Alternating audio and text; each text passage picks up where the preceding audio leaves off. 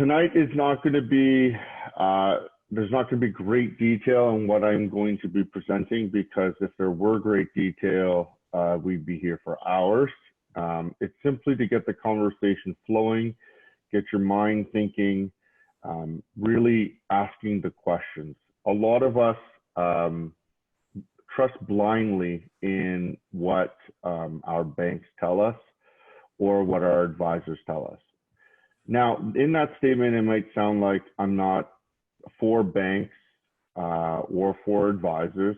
That's not the case. I work for a major chartered bank, arguably number one, maybe two, depending on the given month.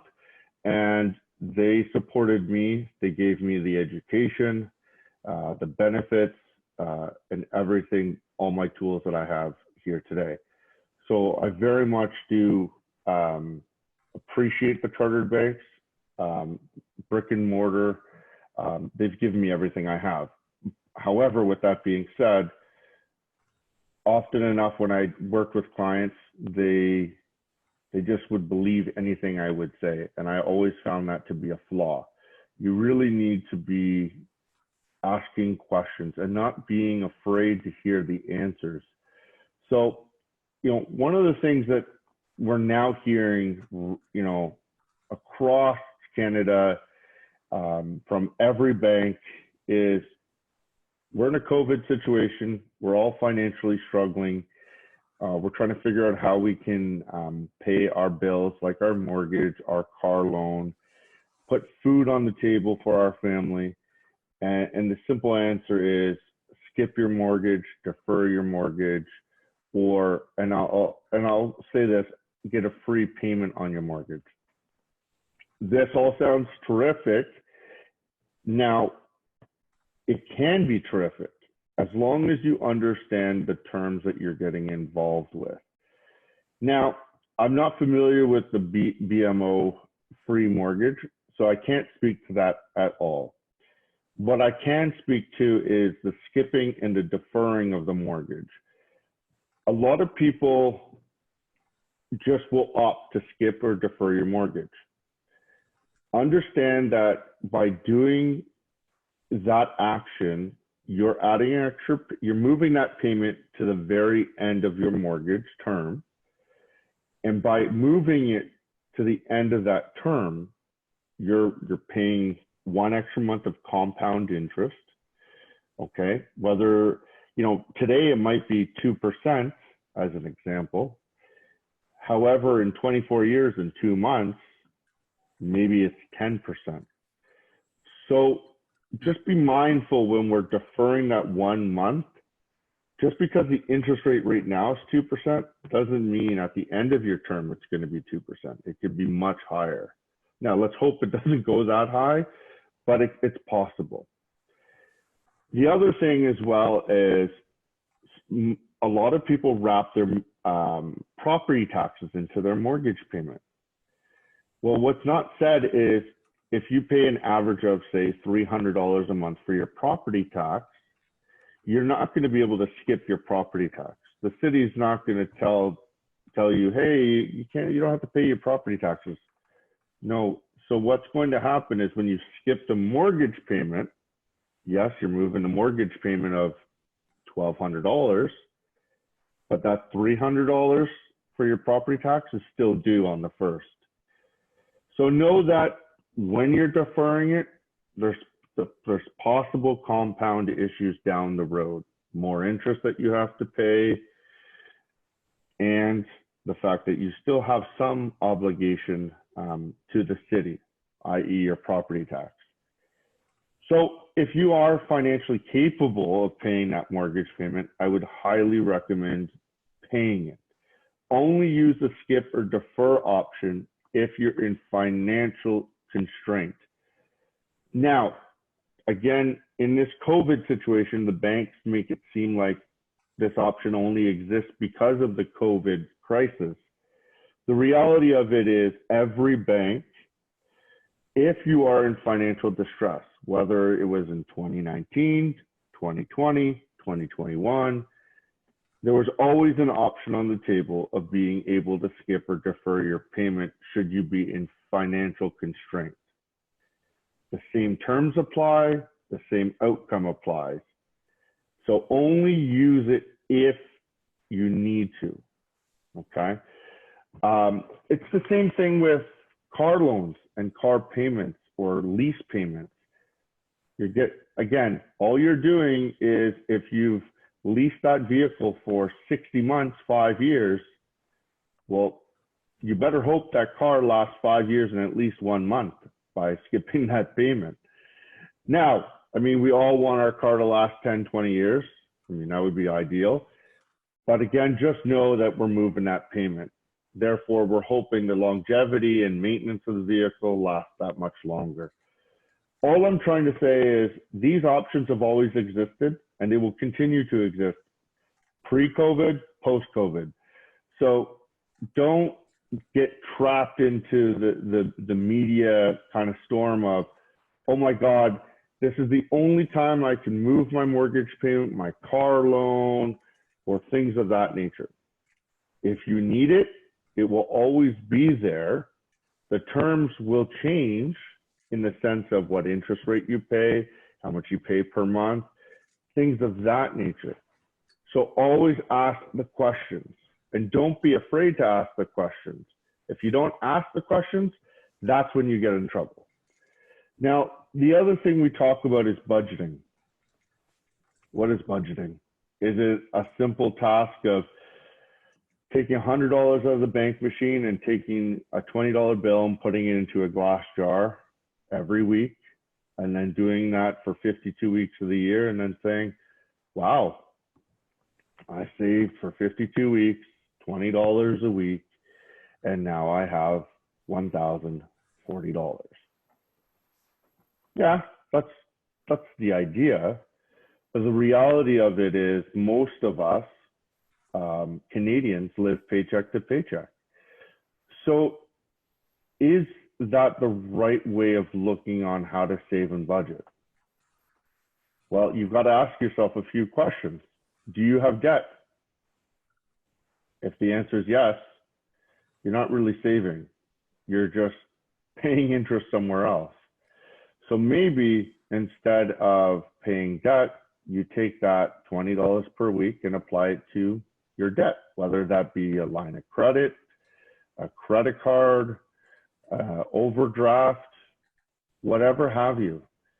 The reality of it is, in order to truly save, it means you have no debt. We hear these fantastic stories of individuals who pay off their mortgage in 5 years. They're debt-free, mortgage-free. That's because they were very disciplined and took every extra penny they had and applied it towards their mortgage. So just keep that in mind. You're not saving if you have 20% interest rate on your credit card. You probably should pay the 20% interest rate. Also, budgeting is really important if you follow through with the budgeting. Many of us will go see a financial planner at the bank or a mortgage specialist like Jacqueline, and they will spend hours putting together a comprehensive plan for you on what your fixed expenses are versus your variable expenses. And often enough, I would say, wow, Jacqueline, thank you for taking the time. Maybe for the first month or 2 months, my wife and I will follow that plan that Jacqueline worked so hard to put together for me. But most times, my wife and I will forget about that budget come month 3 and 4, and maybe start going back to our bad habits and, you know, go to Tim Hortons more often than we should, eat out more often than we should. And then in turn, in 5 years, when I go to see Jacqueline to renew my mortgage again, Jacqueline will say, well, what happened?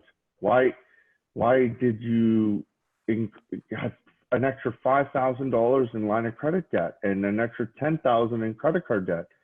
Well, you know, Jacqueline, I was hungry one night and I had pizza and then I had coffee, and it's just a habitual thing. So if we want to budget, we need to be serious about budgeting. We need to have a partner that's going to hold us accountable. That partner could be our partner for life. That could be a friend.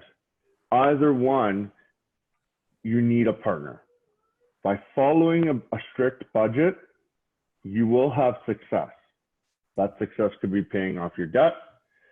That could be paying off your mortgage earlier.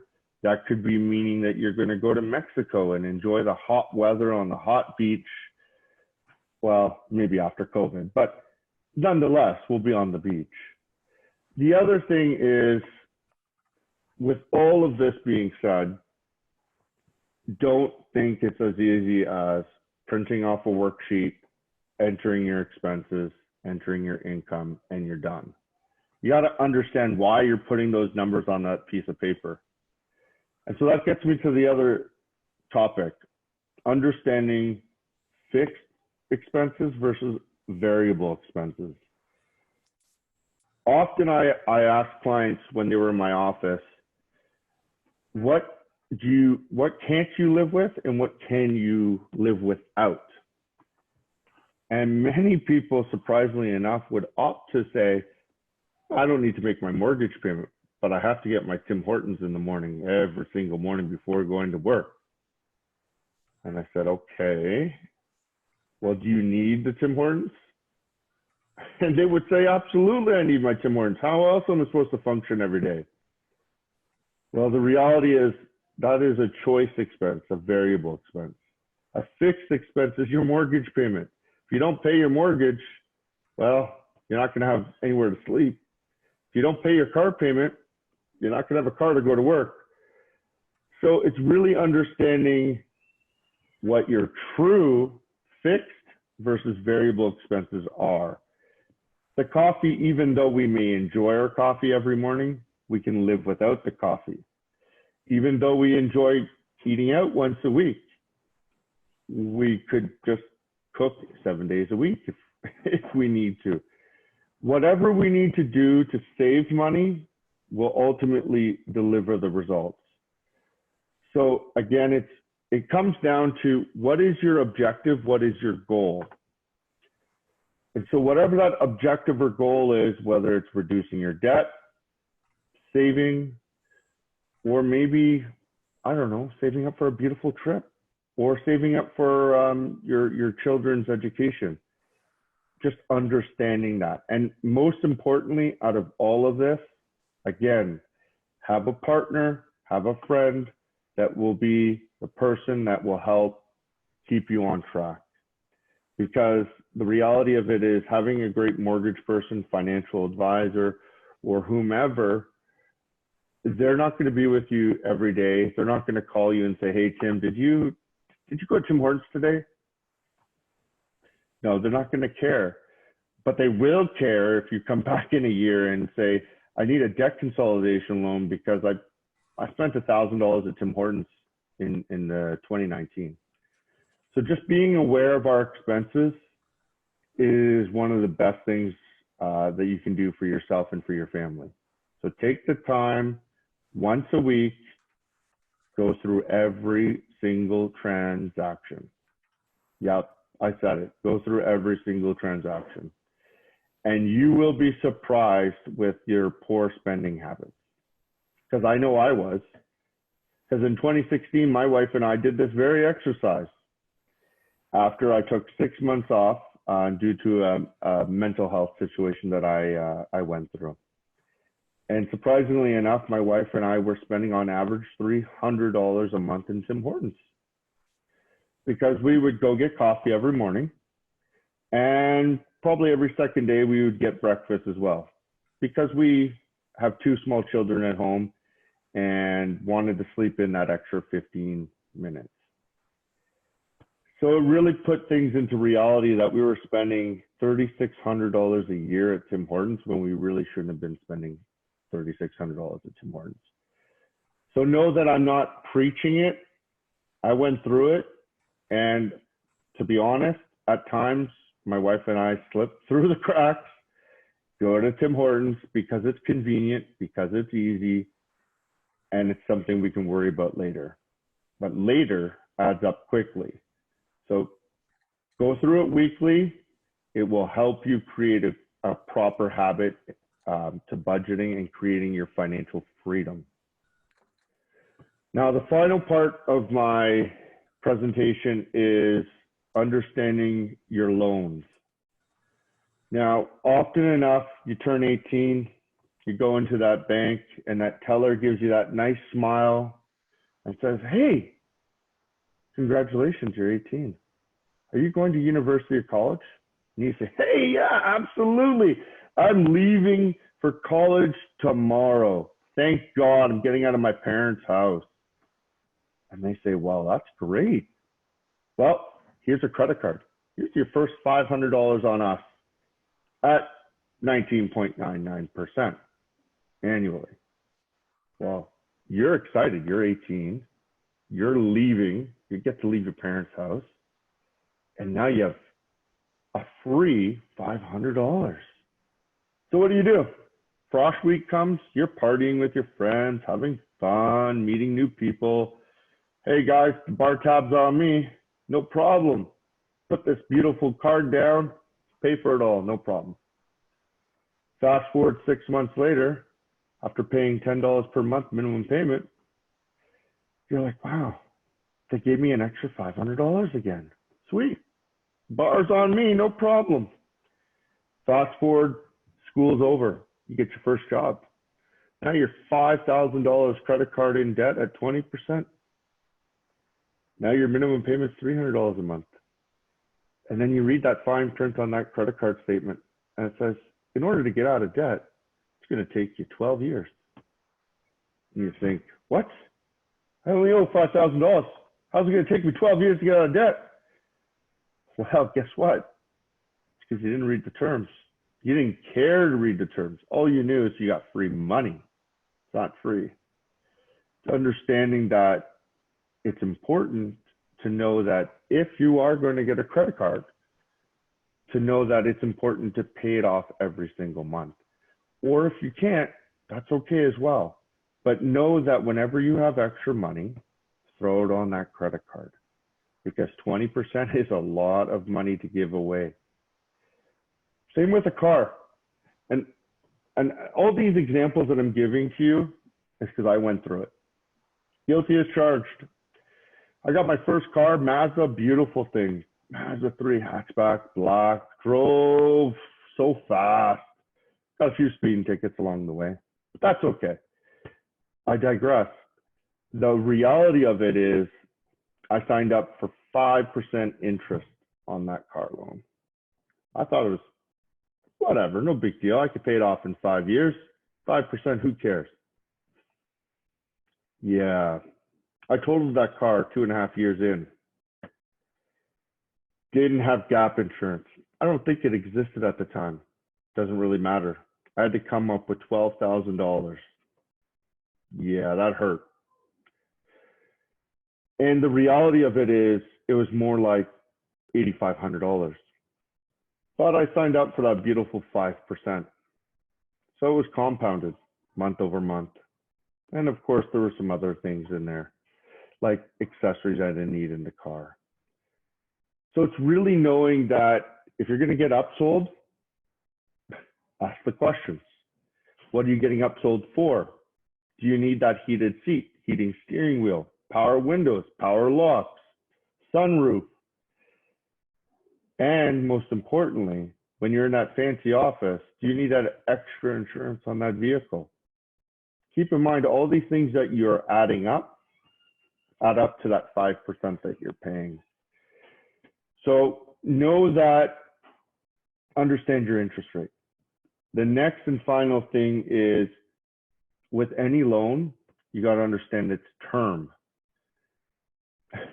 Often enough, we care about what the payment is, because that payment refers to, can we afford the product or service month over month? So again, we'll go into a car, buy a new car. We know that we only want to spend $200 a month. We can only afford $200 a month. So the car salesman doesn't care. He'll put you in for 84 months, 96 months. You don't listen to the 84 months or the 96-month term. All you hear is, congratulations, I got you a car for $198.50. Oh, sweet. It's below my 200 bucks. I can afford it. Sign me up. Okay. Does your car, and can your car realistically in today's 21st century last 96 months? Unlikely, which means your car is probably going to die in year 7 of 9. That means you're still going to be paying for the car. Then what are you going to do? You got to get another car. You're going to wrap that debt into the next car. And it becomes a cyclical effect that is very dangerous. So don't become so focused on what you can afford, but more importantly, the term. What interest rate are you getting in, and what term are you getting involved in? And most importantly, whatever you're trying to buy, will it last that long? Because a car is not an asset. It truly is a depreciation. It is a rust bucket on 4 rubber wheels that cares for nobody but itself. So, moral of the story, guys, is just understand what you're getting involved in, ask the questions, and be accepting of those answers. We may not like the answers, but be open to the answers. On another note, Serendipity will be doing a lot of these educational tools, going in a lot more depth in regards to how interest is calculated, truly what expenses can we avoid, and all of these fun things that we go through day to day. So in this chat, I put in our Facebook group page. I welcome everybody to go in there and like and follow or join or whatever you have to do on Facebook. And in the next coming weeks, we'll have lots of videos for you guys to share with your friends and family. And I really hope that it helps you or someone close to you during these difficult times. Stay safe, and thank you very much, Bernie and Margaret Ann.